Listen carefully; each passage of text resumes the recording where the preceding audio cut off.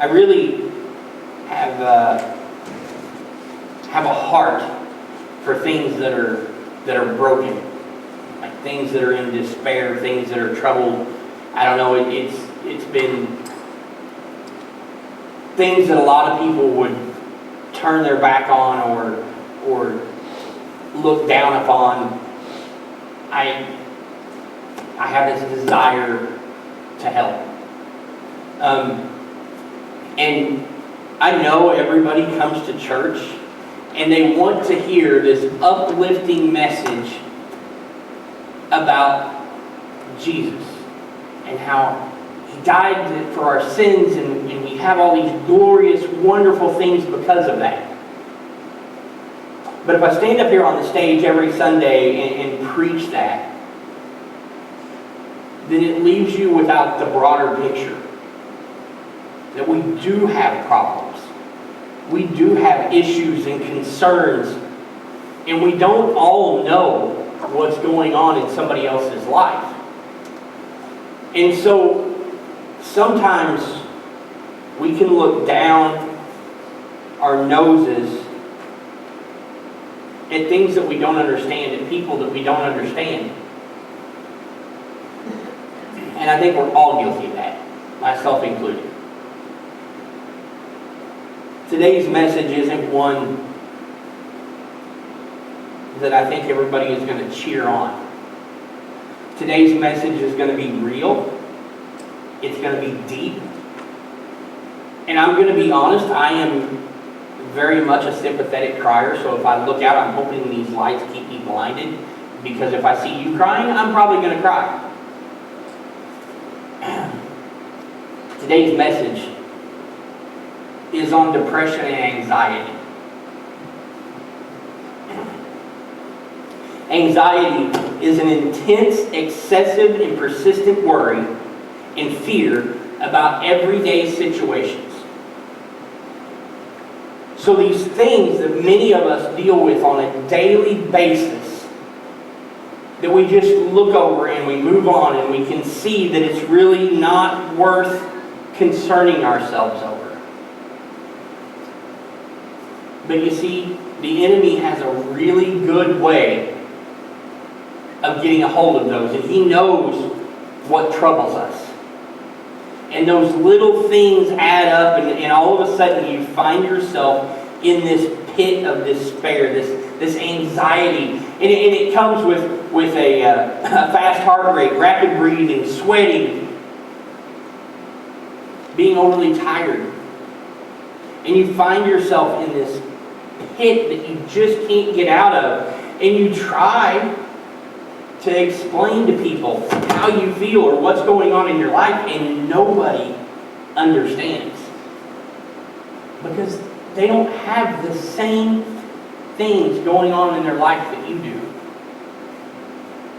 And because they can't see it.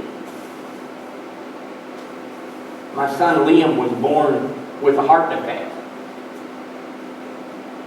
You couldn't see it.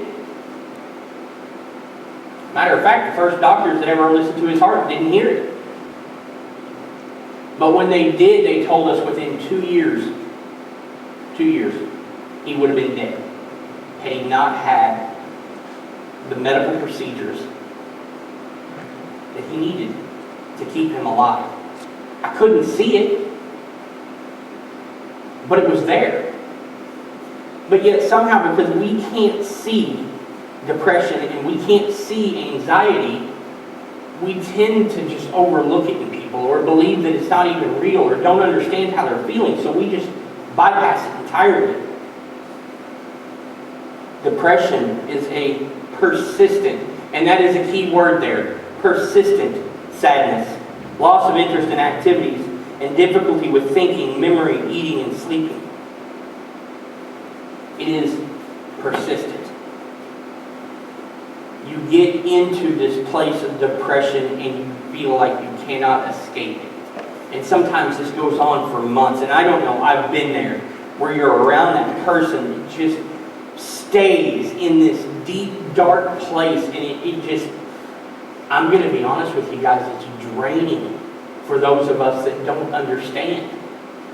We just can't see why they feel that way. Like, you look at it from the outside and you're like, man, you've got all these things going on for you. You just need to look at the good side. But they can't. They can't get their brain to flip over and pay attention to that.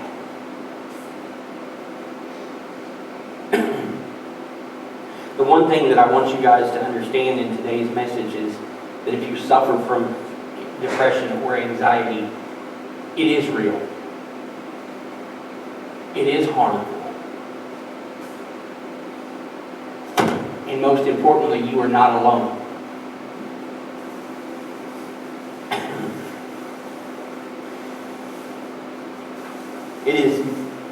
There were, a lot of places in the Bible that briefly touch on depression and anxiety. And it doesn't name those. See, that's something that we've done is a diagnosis. We diagnose it with depression. We diagnose people with anxiety. But it's been something that was all the way back in biblical times.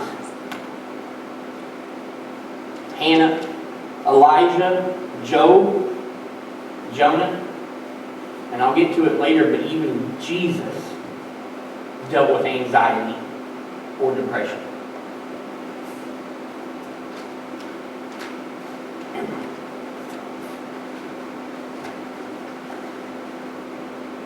First Samuel 17:34 through 37. This is the story of David and Goliath. 34 says, "But David persisted. I have been taking care of my father's sheep and goats," he said. When a lion or a bear comes to steal a lamb from the flock, I go after it with a club and rescue the lamb from its mouth. If the animal turns on me, I catch it by the jaw and club it to death. I have done this to both lions and bears, and I'll do it to this pagan Philistine too. For he has defied the armies of the living God. The Lord who rescued me from the claws of the lion and the bear will rescue me from this Philistine. In this moment, David was stepping out with this empowering story of how brave he was. Right? So what I want you to understand is that depression or anxiety or feeling these things does not mean that you are weak or that you are too sinful.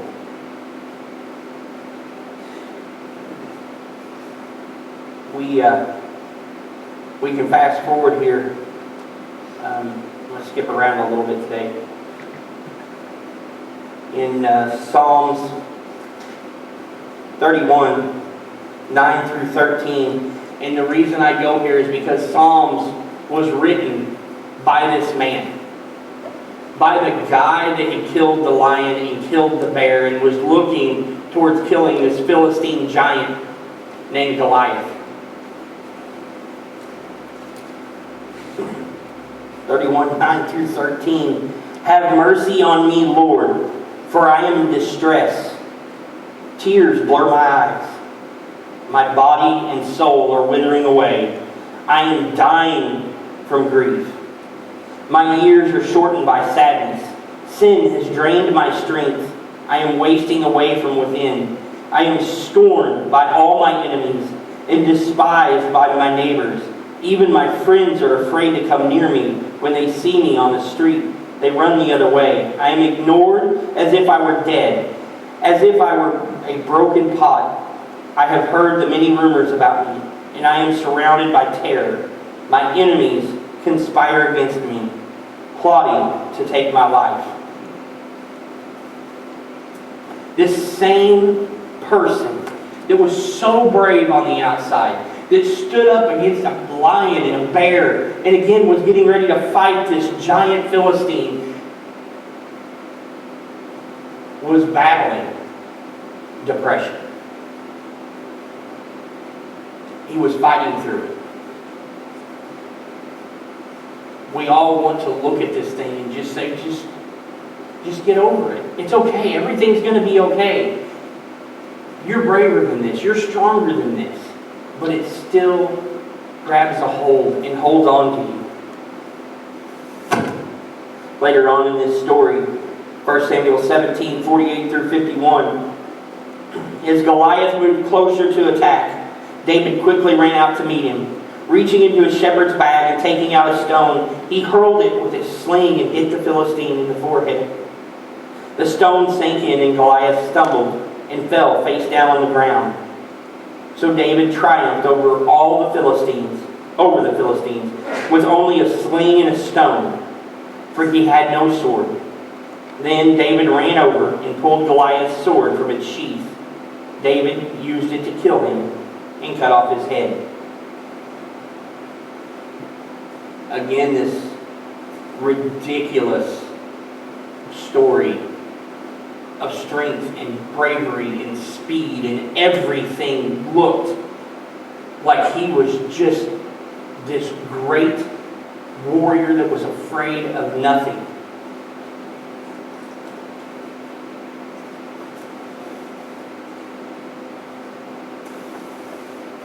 It doesn't mean that you aren't willing to fight against evil or ever willing to fight a battle. Psalms 23:4. It says, "Even when I walk through the darkest valley, I will not be afraid, for you are close beside me. Your rod and your staff protect and comfort me." The darkest valleys of our life. It's not saying you're never going to go there. It's not saying you're never going to have this thing that they call depression or anxiety. It never says that those don't exist. It doesn't say that anywhere. But instead it tells us that they battle through it. And how do they battle through it? Because you know that God is beside you. You know that He is with you. Science has now studied this and says that your brain is not simultaneously able to think of negative thought and a positive thought at the same time. When you start with these negative thoughts and they get wrapped up in you're in your deepest despair, in your darkest valley, try to replace those.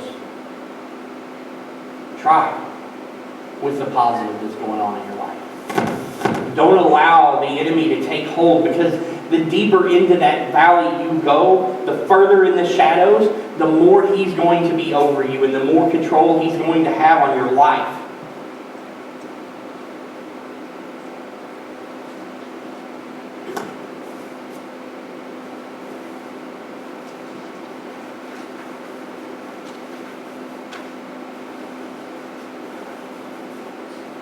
Second Samuel 7, 11 through 16. David went on to become this great king. He was powerful.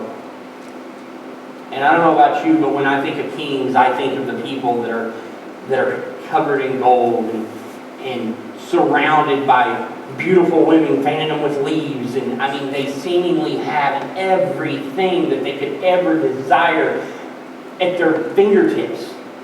One order can make people cower. One order can get your most desired thing brought to you literally on a silver platter. 1 Samuel 7, 11 through 16 says, "Starting from the time I was appointed judges to rule my people in Israel, and I will give you rest from all your enemies. Furthermore, the Lord declares that He will make a house for you, a dynasty of kings. For when you die and are buried with your ancestors, I will raise up one of your descendants, your own offspring, and I will make his kingdom strong.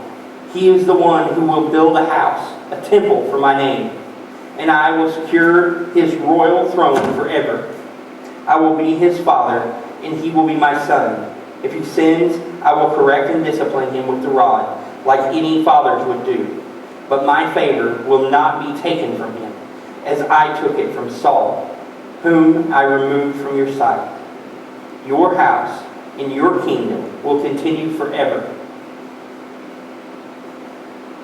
Will continue before me for all time, and your throne will be secure forever. He just told David in this that he was going to give David, his descendants, a lineage of power. Can you imagine being in a position where you know beyond a shadow of a doubt that your children or your grandchildren are going to forever be blessed and favored by God? Can you imagine?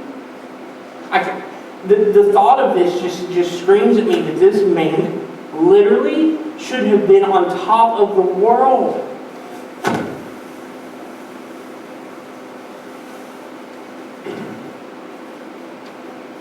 It doesn't mean you don't have a relationship with God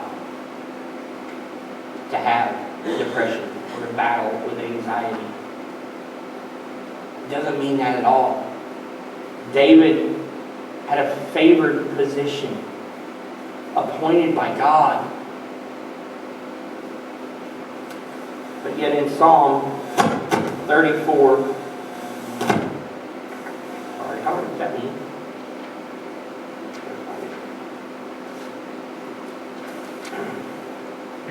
I told you I was going to be all over the place. 34:18. The Lord is close to the brokenhearted. He rescues those whose spirits are crushed. All of those things out of Psalms were written by David because he battled through this thing that we have called anxiety and depression. Just because David was favored by God did not mean that his life was without any trouble. It didn't mean that he didn't fight through depression and anxiety.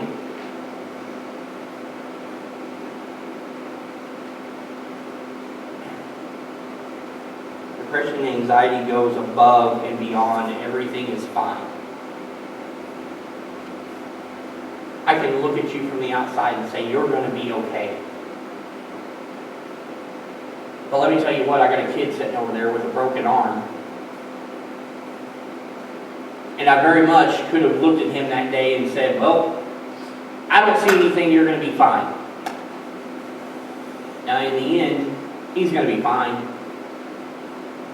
But that was still a broken bone that again I couldn't see. But did that mean he wasn't in pain? No. The pain was there. And I'm sure on, especially that day, the anxiety was there. But yet it's easy for us to say it doesn't hurt. I don't see it. I don't get it. You're going to be fine. Nothing's wrong with you.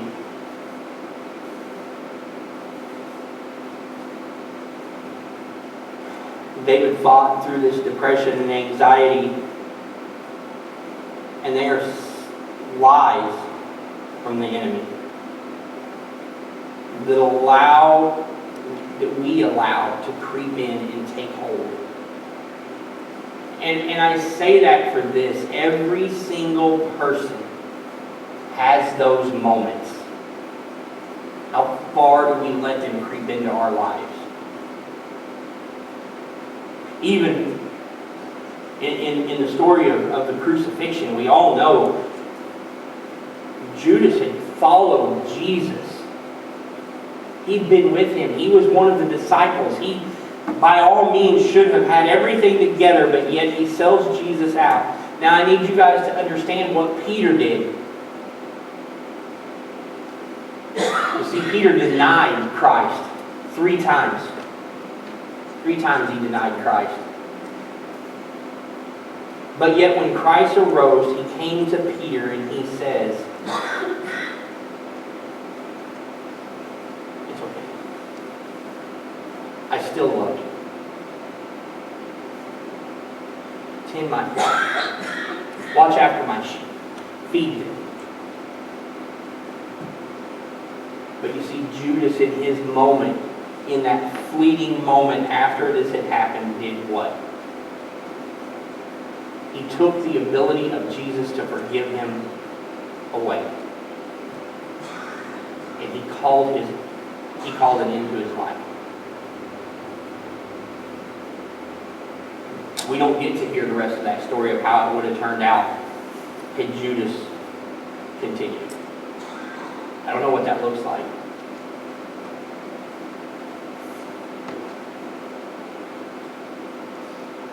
I told you earlier that even Jesus battled this. And we look at depression and anxiety as a weakness. As this thing that just, well, I don't know why you have that. It doesn't make sense to me. But we look at it like a weakness, but yet in the Garden of Gethsemane, in Luke and Matthew both, it says, deeply distressed and troubled, and sorrow to the point of death. It was speaking about Jesus. In those moments, he was dealing with sorrow. He was dealing with anxiety. You see, those are attacks. And even Jesus was not immune to the attacks of the enemy. You see, even Jesus was not immune to Satan coming in and saying, "Hey, I'll give you the world if you just come to me." The difference here is that Jesus fought it off. Jesus didn't allow it to take a foothold and carry him through on a day-to-day. Jesus put a stop to it immediately.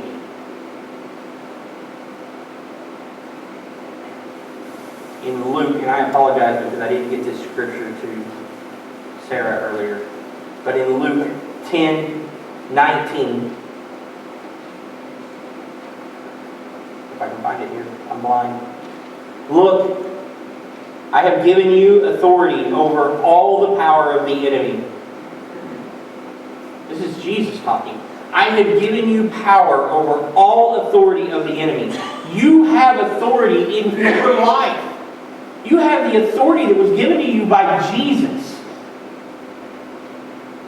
You just have to awaken it. You have to be able to think those positive thoughts in those moments to close out the negative.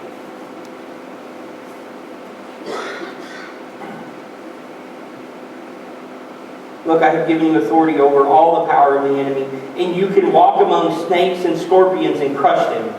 Nothing will injure you. But don't rejoice because evil spirits obey you. Rejoice because your names are registered in heaven."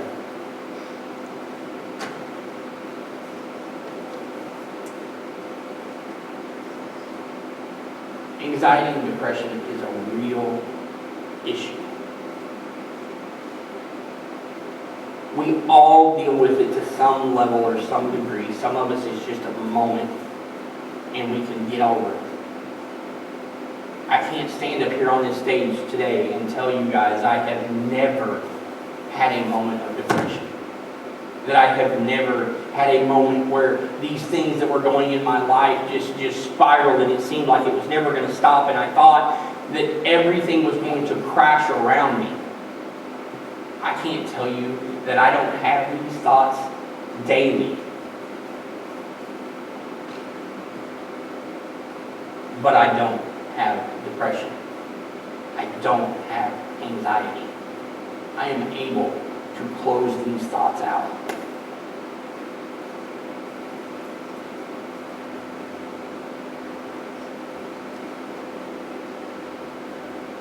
give this message because I want you to know that you're not alone.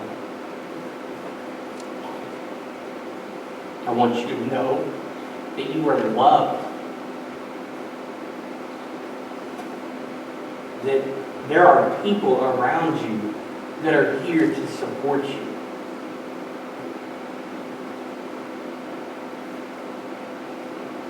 And for those of you that don't have it, to be understanding of those that do. To be there to comfort them and to listen. You can tell them all day, hey, you got the world going on for you. But in that moment, you're not gonna do any good. Listen. Pray for them. Pray with them. Take time out of your day and understand that you don't know what that person is going through. You don't know where they're at, where they fit. You don't know what the people around them have done.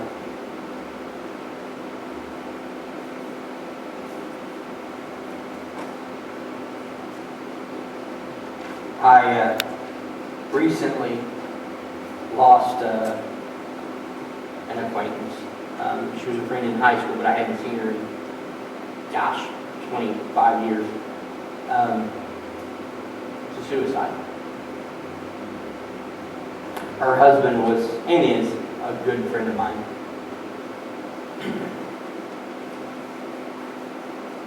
She showed signs of this in high school. She dealt with this for 25 years.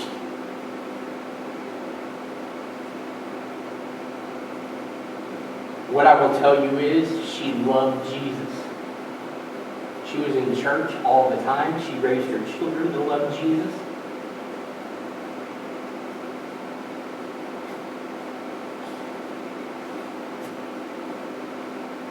But it still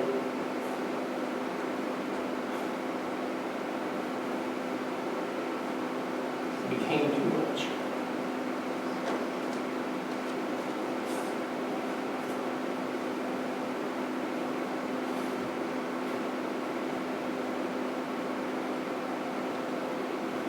Don't discount what Jesus can do in your life. Please, if you get to that point, seek help.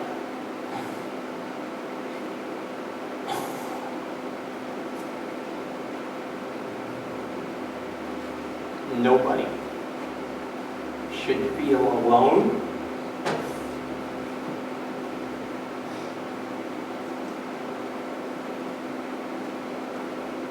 Nobody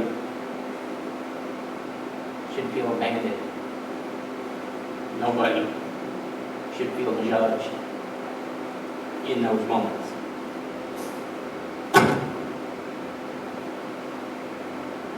Jesus is the way, the truth, and the life. Seek Him. Everything you're worth. Love God with all your heart, all your mind, all of your soul.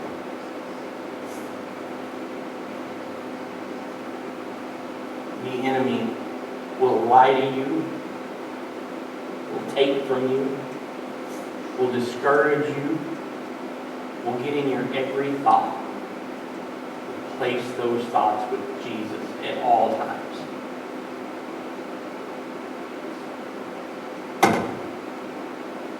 Today,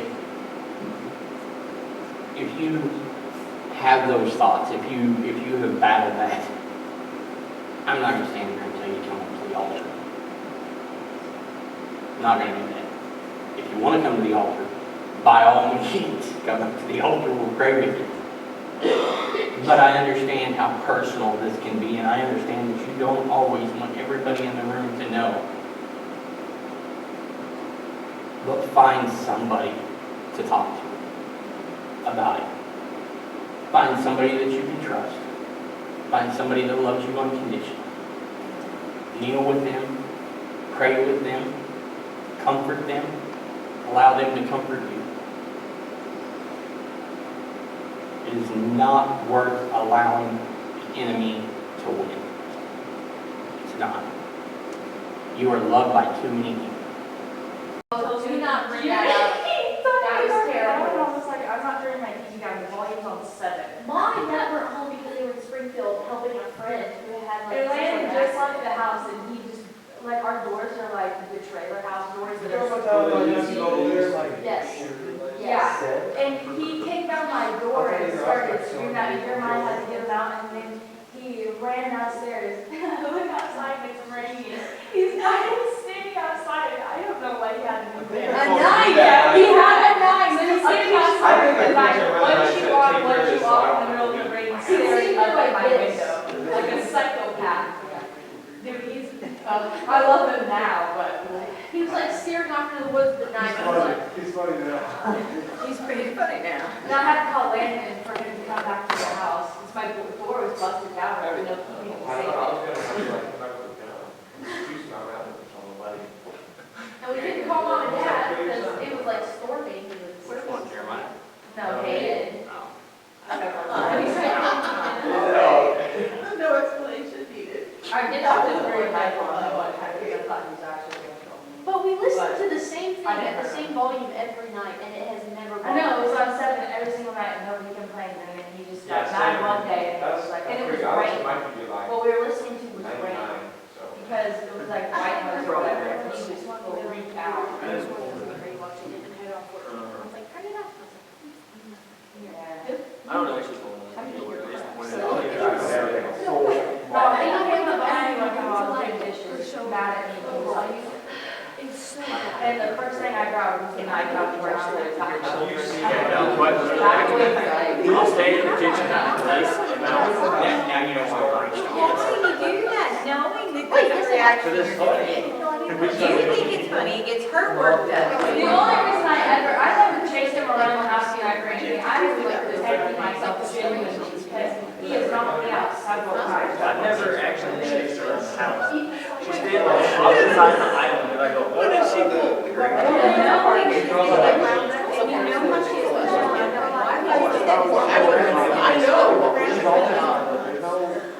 My sister is Yeah, Tracy purposely does it to make clear of that. and then he's like, everybody loves that. Yeah. You just successfully got that one too. Oh, Browning family, we gotta go. That one time I had to come out of the shower, the fact that they were getting off of me because I couldn't. Bye, love you guys. Love y'all. See ya. Because I was actually he trying to get I was actually trying to get out of the. Tell the stop recording. That's how you